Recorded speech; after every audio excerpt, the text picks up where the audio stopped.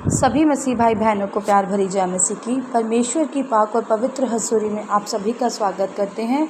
और हमारे पिता परमेश्वर ने अपने वचनों के द्वारा हमें जो आज का दिन, आज का समय, आत्मिक खुराक, रोज़ की रोटी दी है, उसके लिए प्रार्थना करते हैं। Hallelujah, hallelujah, hallelujah, hallelujah. धन्यवाद, धन्यवाद, धन्यवाद।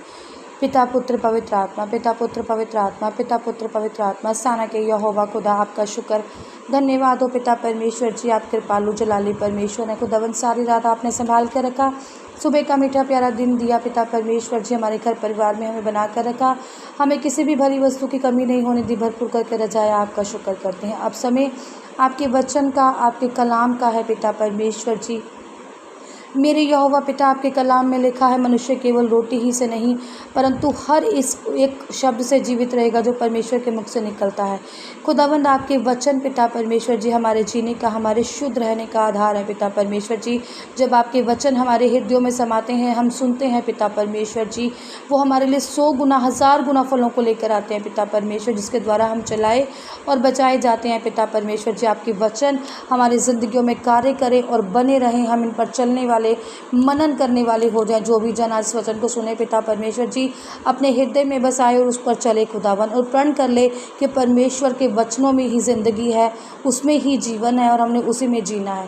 प्रार्थना यीशु नासरी के नाम में मांगते हैं, आमीन। हालेलुया। आज मैं आपके लिए लेकर आई हूँ मत्ती 24 की 40 से 44 नंबर आयत तक, जिसमें लिखा है, कल मैंने आपको बताया था कि कैसे परमेश्वर ने कहा है कि आत्मा में जागते रहो क्योंकि समय निकट है। हालेलुया।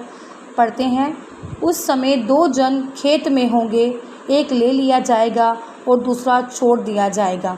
अब आप सोचेंगे कि परमेश्वर यहाँ पर ये 2 जन कौन से होंगे जिसकी बात हो रही है कि एक ले लिया जाएगा और कहाँ ले लिया जाएगा।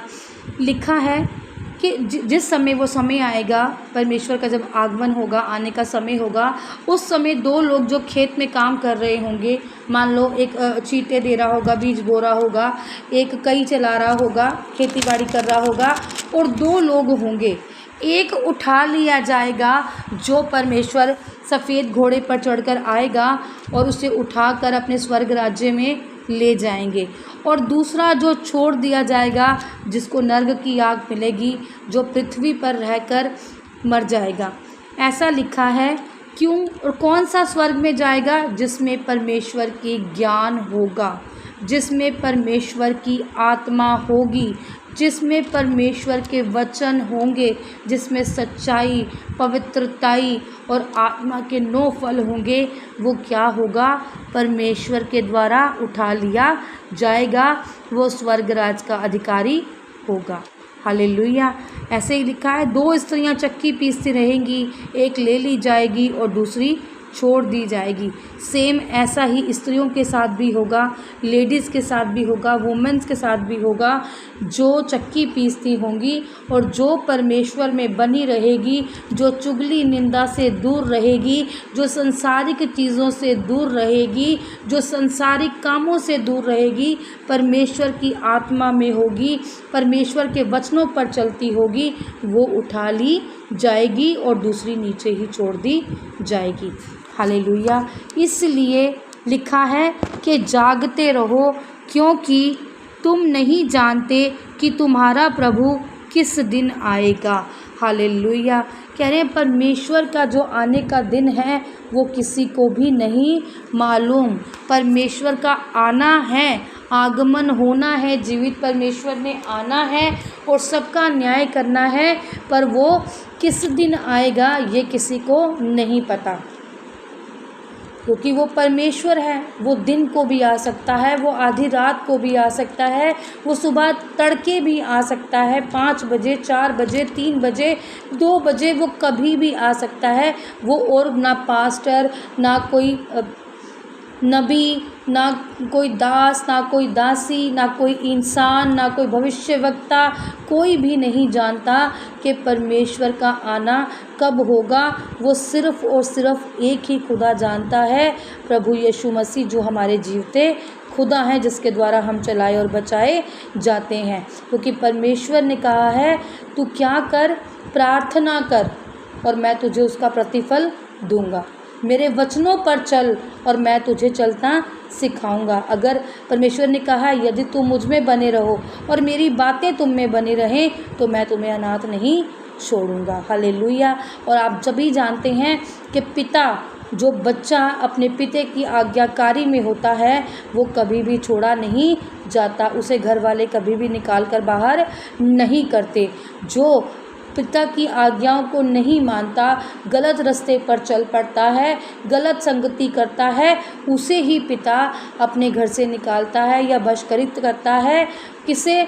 जो परमेश्वर, जो अपने पिता की बातों पर बच्चा नहीं चलता और जो अपने पिता की आज्ञाकारी में रहता है उसे वो प्रेम करता है और उसका साथ सारी ज़िंदगी तक उसमें बना रहता है। तभी तो कहा गया है तू बच और तेरा घराना बचाया जाऊगा। परमेश्वर केवल उस पुत्र को ही नहीं बल्कि उसके ज़रिए सारे घराने को भी बचाने की ताकत और सामर्थ्य रखता है। हालेलुया। सर्वशक्तिमान सेना के यहोवा खुदा, लिखा है इसलिए जागते रहो क्योंकि तुम नहीं जानते कि तुम्हारा पिता किस दिन आएगा। परंतु यह जान लो कि यदि घर का स्वामी जानता हो कि चोर किस पहर आएगा तो जागता रहता और अपने घर में सेंध लगने ना देता।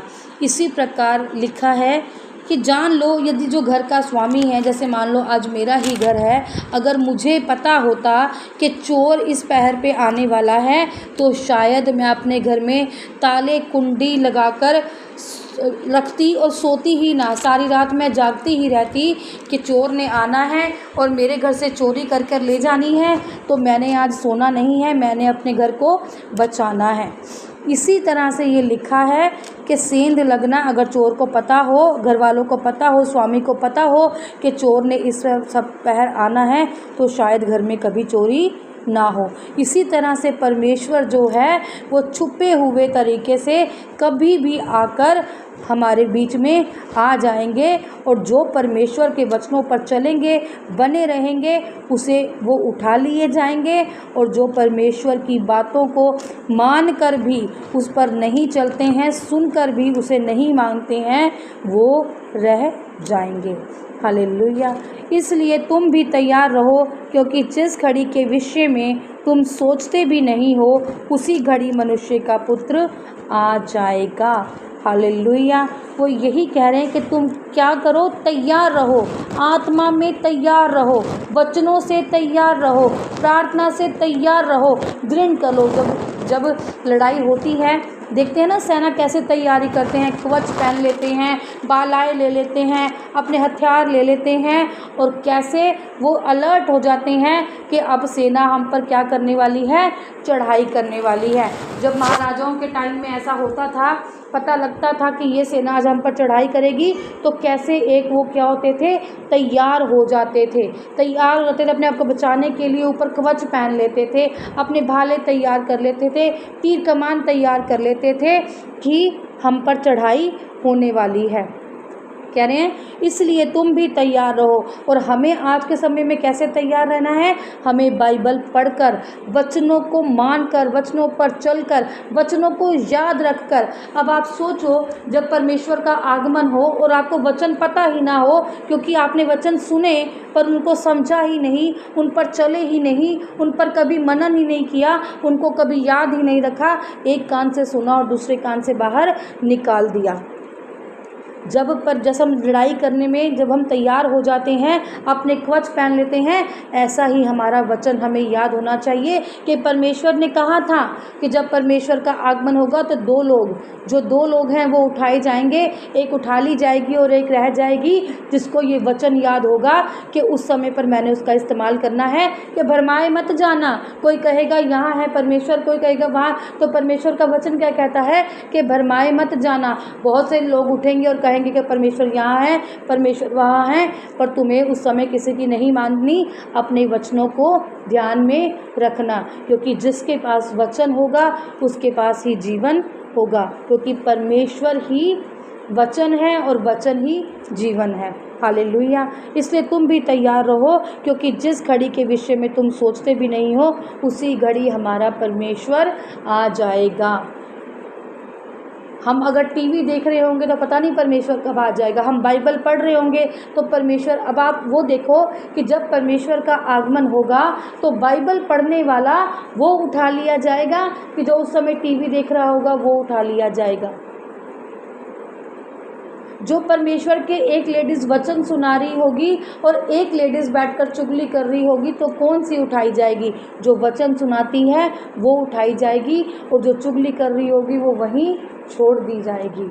हालेलुया। इसलिए प्रिय भाई बहनों, जितनी भी हमने अभी तक बाइबल पढ़ी है उसका एक ही तोड़ है, परमेश्वर के वचन को सुनो, उस पर मनन करो, उसे हृदय में बसाओ, उसे याद रखो और उस पर चलते जाओ तो स्वर्ग का राज्य आपका है और भलाई चंगियाई वो आपकी ही है। हालेलुया। परमेश्वर इन वचनों के आधार पर आपको ब्लेस करे, आशीषित करे खुदावन पिता परमेश्वर। मेरे यहोवा पिता खुदावन प्रार्थना करते हैं पिता परमेश्वर जी, जो भी वचन आपने आज दिया पिता परमेश्वर जी, उस वचन को हम सब ने पिता परमेश्वर, जितने भी लोग आज सुन रहे हैं, सब ने अपने हृदय में उसे बसाया पिता परमेश्वर जी, उस पर चले, उस पर मनन किया खुदावन पिता परमेश्वर जी और अपनी चंगियाई को पाया पिता परमेश्वर जी। हर एक जन की चंगियाई को पिता परमेश्वर जी आज आप पिता परमेश्वर जी दे खुदावन, इस वचन के आधार पर पिता परमेश्वर जी अपनी समझ, अपनी बुद्ध, अपना ज्ञान खुदावन जी इनको दें पिता परमेश्वर जी, ताकि ये इस वचनों पर चलें खुदावन। और जिस जिसके जीवन में जो भी कमी है पिता परमेश्वर जी, उनकी उस कमियों को दूर करके इनकी गवाहियाँ बनाइए पिता परमेश्वर जी। आज मैं प्रार्थना कराती हूँ पिता परमेश्वर जी, गवाहियों के लिए गवाहियाँ बने पिता परमेश्वर जी, आज गवाही बने खुदावन इस वचन को सुनकर पिता परमेश्वर जी। इन जितने भी लोग सुन रहे हैं पिता परमेश्वर जी और विश्वास कर रहे हैं कि आज मेरी गवाही तैयार है खुदावन, उनकी गवाही बने पिता परमेश्वर जी, आज उनकी गवाही बने मेरे यहोवा पिता। जिनके रिश्ते नहीं हो रहे हैं उनको बेस्ट बेस्ट बेस्ट रिश्ते मिले पिता परमेश्वर।